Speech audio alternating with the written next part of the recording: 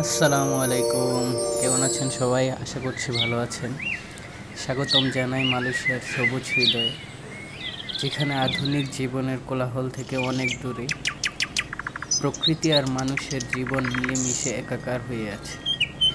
এই পাহাড়ি গ্রামের সহজ জীবন আর আপনার সৌন্দর্য মনকে এক অন্যরকম শান্তি দেয়। এখানে সকাল হয় পাখির কিচিমিচির আর তাজা বাতাসের স্পর্শে। পাহাড়ের কোল ঘেঁষে গড়ে ওঠা এই গ্রামগুলো যেন এক রূপকথার রাজ্য।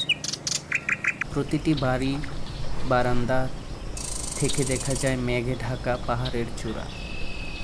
এখানকার মানুষগুলো খুব সহজ সরল, তাদের জীবন প্রকৃতি রিদমের সাথে বাঁধা। দিন শুরু হয় খেতে খামারে, মাছ ধরায় কিংবা হাতে গড়া শিল্পকর্মে। এখানে জীবন চলে ধীর গতিতে, যেখানে তাড়াহুড়ার কোনো জায়গা নেই। স্থানীয়রা একে বলে কাম্পুং। এটি শুধু একটি গ্রাম নয়, এটি একটি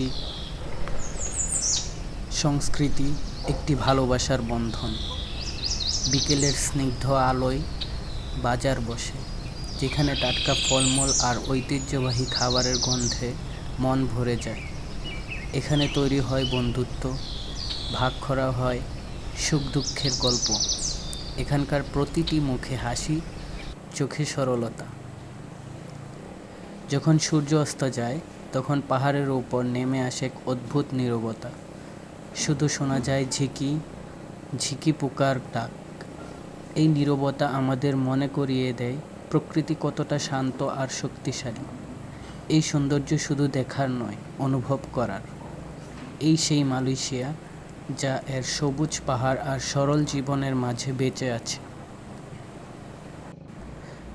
রাস্তার পাশে যে গাছগুলো দেখতে পাচ্ছেন, এগুলো হচ্ছে পাম ফলের গাছ।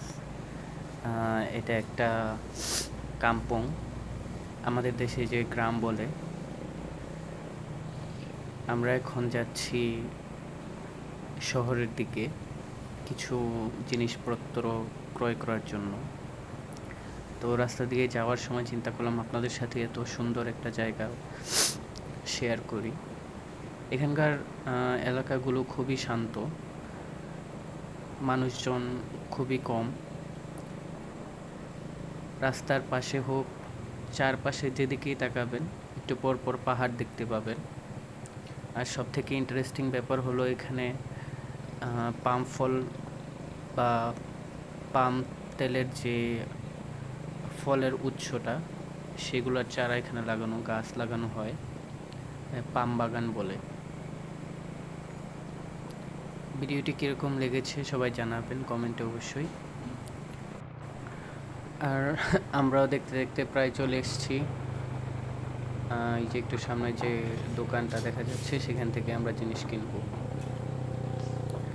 ধন্যবাদ সবাইকে, ভালো থাকবেন সবাই।